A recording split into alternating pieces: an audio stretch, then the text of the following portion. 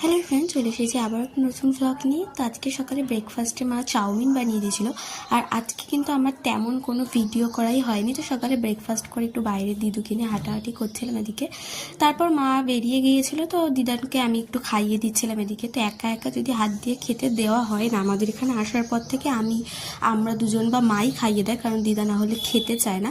তো আমাদের কাছে যতদিন আছে ততদিন তো ওনাকে একটু ভালোভাবেই রাখবো। তারপর উনি ওনার বাড়িতে চলে গেলে কীভাবে থাকবে, তখন তো আর আমরা দেখতে যেতেও পারবো না, কারণ আমাদের যাওয়াটা সম্ভব নয়, আমরা যে চাইলেও যেতে পারবো না। তো আমাদের কাছে যতদিন আছে চাই দিদা ভালোভাবে হাসি খুশিভাবে থাকুক।